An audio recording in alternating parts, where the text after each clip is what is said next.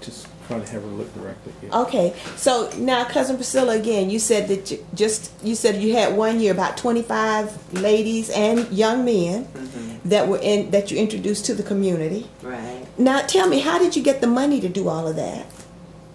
Well, because it does take money, and where would you have the debutante service and everything? Well, what happened is the amount raised had to be raised by the parents, whatever they wanted to give in connection with this. But it wasn't a big sum because we all did our work for free. Ours was volunteer work, and so it really didn't cost that much. Now, where would you hold the debutante? At the school. Oh, at the school? Okay. And the school wouldn't charge you anything for using that? All right, I'm with you. Well, that was really nice. Tell me, are you in a sorority? What is it? Alpha Kappa Alpha. Oh, okay. All right. And where did you join that? I joined that. Where did I join the sorority? I was up at Tennessee State for a while. But I think I became a member here in this area and with the local chapter down here in Memphis. So is that who you all did the debutante ball through, or was it just... No, the debutante ball became later a later project for us. Not from the sorority, but through the Mengenettes Club. Oh, okay. So the Mengenettes that had worked with the AIDS and all that first? We were all Deltas and AKs, and it didn't matter. Yeah, okay. I did the same things all the way through. Okay. Where's your note you had about other things? Just education, community involvement. Okay. So we're talking, talking about community involvement and did something with the work that you've done. And I did an awful lot of work through the Boys and Girls Club. Hello, come on in. Hey, Miss Willie, through the Boys and Girls Club here in the county. Around from the school. Okay. I'm writing a book about the school too, by the way. Oh. And I'm telling about this wonderful school that was started back in 1847. And right down here on the campus. Now, where is the campus? Right down the street from this house. Okay. When you go back down the highway, if you look over to the right, you'll see a church and some buildings over there. That was the school campus.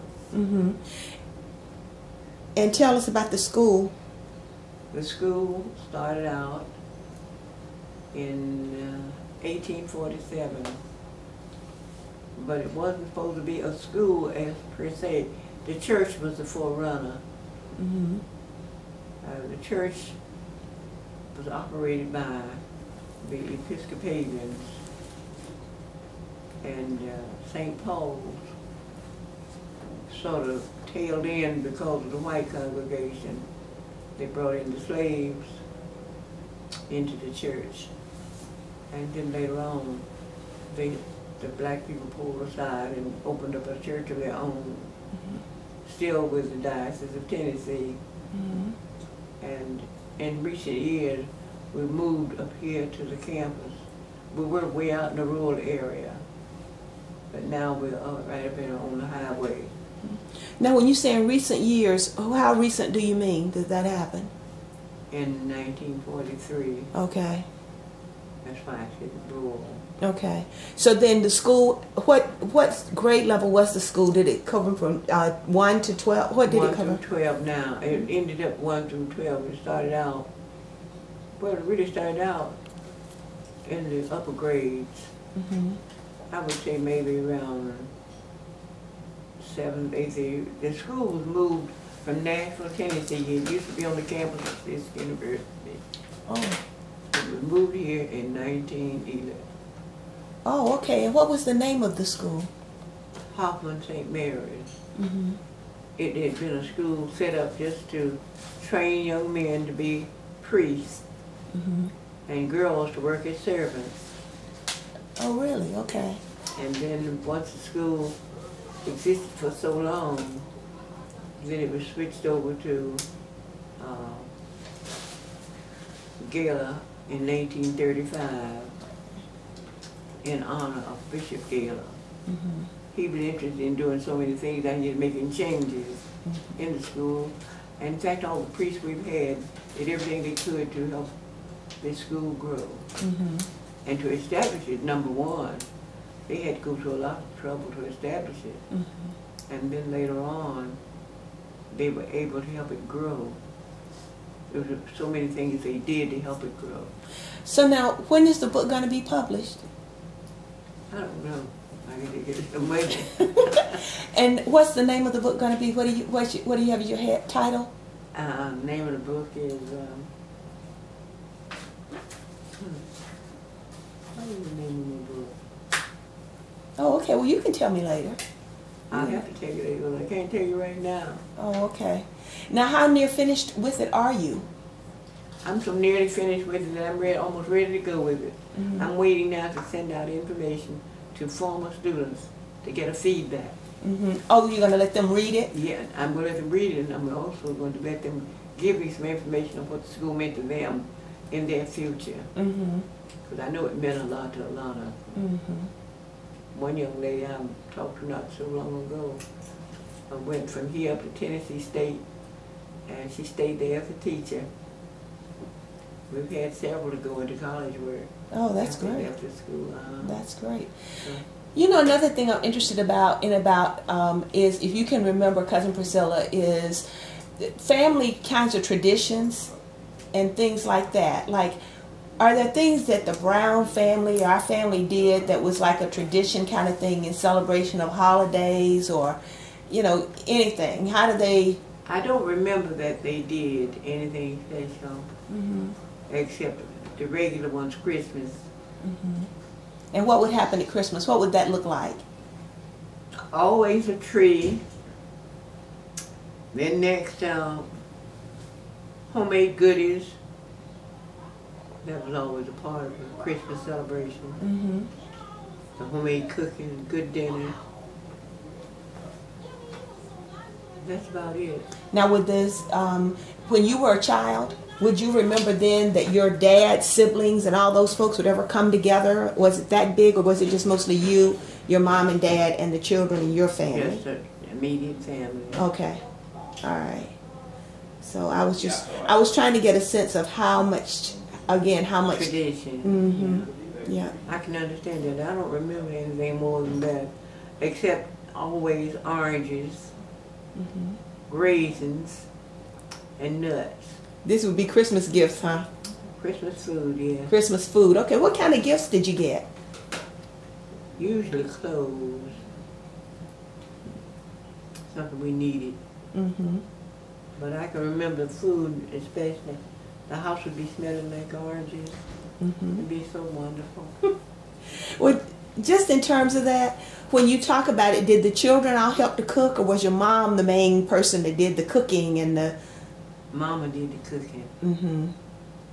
And we just did the eating.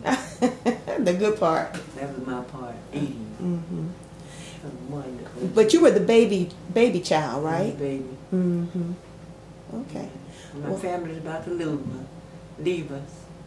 I don't have many people left.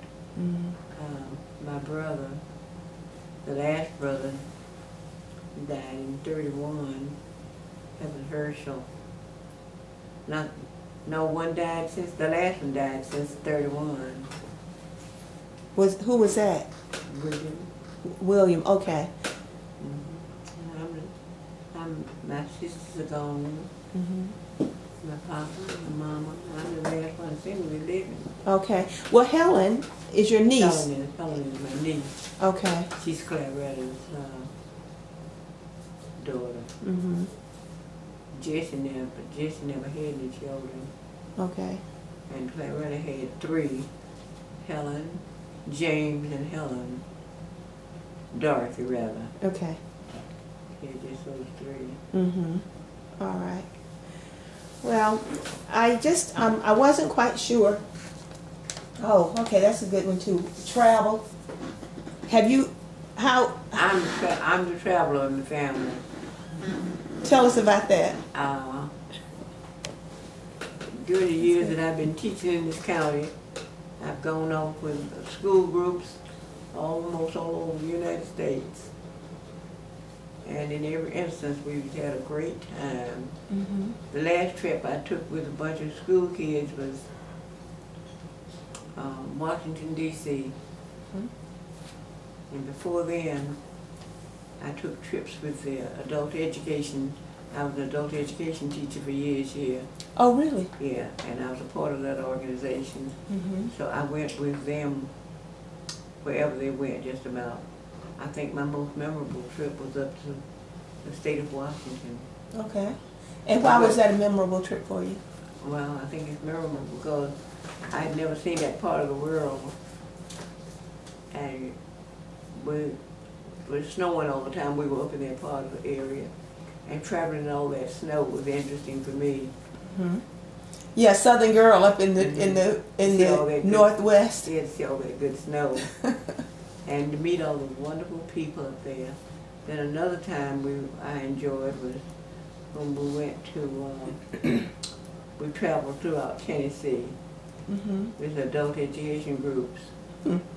Another time, a trip I took, not with any special teaching group, but with my own age level folks, that was up to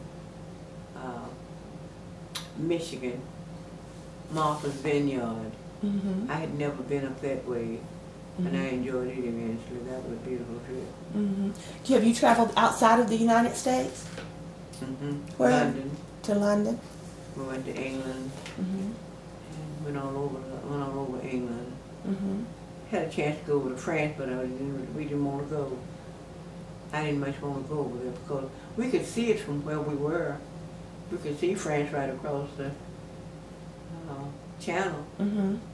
And we just figured, oh, we're seeing it, that's all we need to do. So we didn't worry about doing anything else.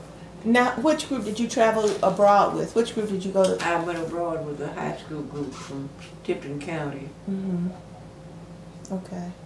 Wow. That's something. Yeah, and I went with elementary school, went with swim teams. Whenever to swim, my grandchildren swam and were involved with the swim classes here. So each year, they took those children off to swim against kids in other parts of the state. The last time we went up to Rochester, Minnesota. That was a lot of fun. So you've been doing this, you just recently stopped doing a lot of the traveling and things that you were doing, right? Right, just recently stopped. Now I think John told me one night that you were working doing something like tutoring people. Yes. You're doing that now? No, not right now, but I have just this last year I tutored young people in reading and classwork, other classwork. I've stayed busy, let's just say it that way. Yeah. Well, that's great. It is. That's really good. I was surprised when he told me you were doing that, but... Oh, yeah. Yeah. Okay. So, here's... Take a break. Okay. I'm sorry. You cut it off?